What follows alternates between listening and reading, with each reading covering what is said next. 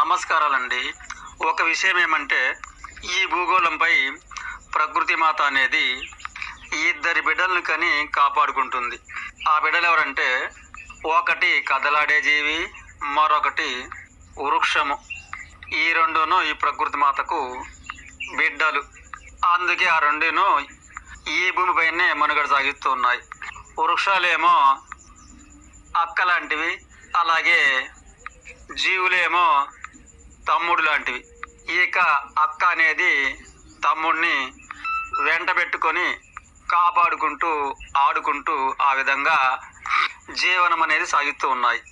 అందుకే కదా ప్రతి వృక్షము కూడాను జీవులకు అక్క గనుక ఇక తనకు చేతనైన విధంగా తమ్ముళ్లను కాపాడుకునే బాధ్యతగా సంకనెత్తుకున్న రీతిగా తన నీడలో కొన్ని జీవులను కాపాడుకుంటూ ఉండను. అలాగే తన పైన కూడా కొమ్మల మీద కూడా ఆ విధంగా ఎత్తుకునే రీతిలో అలా కొన్ని జాతులను కాపాడుకుంటూ ఉండను.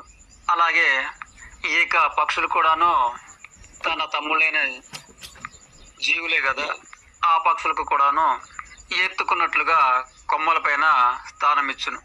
అలాగే నేల మీద గల చిన్న మొక్కలు కూడాను పాములకు, తేళ్లకు, జెర్లకు, చీమలకు, దోమలకు, తొండలకు, ఎలకలకు ఈ విధంగా చిన్న వృక్షాలు కూడా చిన్న జాతులైన తన తమ్ముళ్లను కాపాడుకుంటూ ఉండును. ఈ విధంగా అక్క తమ్ముళ్ళు అనంతకాలము కూడా ఈ భూతల్లి వద్ద తన బిడ్డలు గనుక కలిసి మెలిసి జీవనం సాగిస్తూ బ్రతుకు సాగించేది కనిపిస్తున్న కఠిన సత్యమే కదా.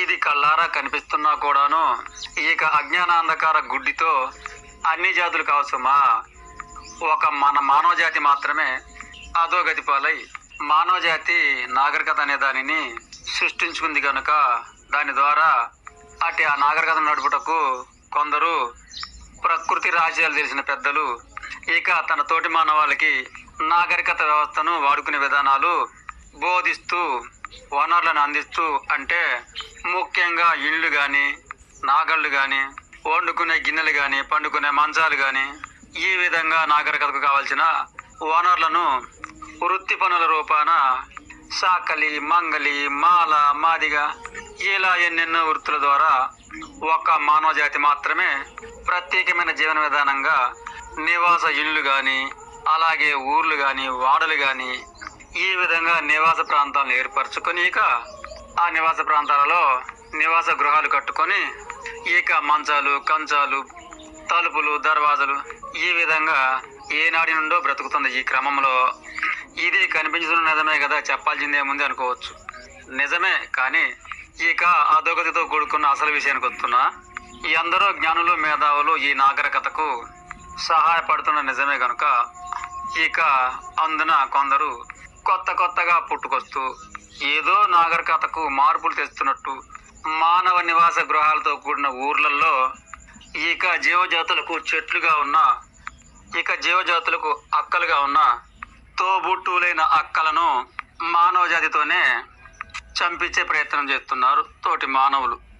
వెర్రితలలు వేసిన జ్ఞానంతో వాస్తు పండితులమంటూ ముందుగా ఎప్పటి నుంచో ఉన్న గృహాలను ఆయా పక్కన ఉన్న అక్కలైన జామ చెట్టు, మామిడి చెట్టు, చింత చెట్లు, ఇంకను నిమ్మ చెట్లు, కరివేపక చెట్లు ఈ విధంగా నీడనిచ్చే వేప చెట్లు ఇలా వృక్షాలన్నీ కూడాను ఇంటి చుట్టూ అక్కలుగా ఉండి తమ్ముళ్ళైన మనకు తోడుగా, నీడగా, అండగా ఉంటుంటే ఇక ఈ వెరితల పండితులు ఉన్నారే, వాస్తు పండితులు, కొత్తగా పుట్టుకొచ్చిన మేము కూడాను తక్కువనా, ఈ వ్యవస్థకు మా వంతుగా మేము కూడాను ఏదో చెబుతాము, ఏదో చేస్తాం అన్నట్లు ఇటువంటి అజ్ఞానాంధకార పండితులు గ్రామాలలో గల గృహాల చుట్టూ ఉన్న ఆహార ఫలాన్ని ఇస్తున్న అక్కలను ఇంటి చుట్టూ ఉండకూడదు, ఇంటికి బరువు, ఇటు ఈశాన్యం, అటు ఆగ్నేయం, అటు నైరుతి, ఇటు వాయువ్యం అంటూ, అలాగే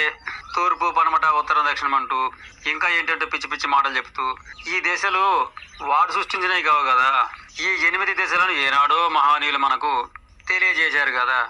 అయితే ఈ దేశాలలో చెట్లు ఉండకూడదు, నరికేయండి అంటూ ఆ విధంగా మన తోటి అక్కలను ఆహార ఫలాలు ఇవ్వడమే కాదు, నీడనిస్తూ అలాగే తోడునిస్తూ ఉన్న అటువంటి వృక్షజాతిని నిర్దాక్ష్యంగా మనతోటే నరికించే ప్రయత్నం చేస్తున్నారు.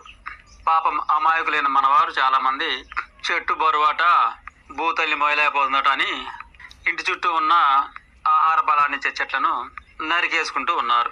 ఆ విధంగా జీవజాతి ప్రాణవాయువుకు దూరమైపోతుంది. చెట్లనేవి బ్రతికించే ప్రాణవాయువును సృష్టించి ఇస్తుందనే సంగతి ఈ కొత్తగా పుట్టుకొచ్చిన మేము ఏదో చెప్తాము అంటూ, మేము లోకానికి ఏదో చేయగలిగిన పండితులం కావాలంటూ ఇలా జీవజాతులకి వృక్షజాతులను దూరం చేస్తున్నారు. ఇది వాస్తు కాదు, వాస్తవమో కాదు. ఇక జీవజాతులను అన్ని రకాలుగా పాలు చేసే లక్షణాలు. చెట్లు నరుకు అనే ఎదవ ఎవడైనా సరే చెప్పు తీసుకొని తరిమి వేయండి.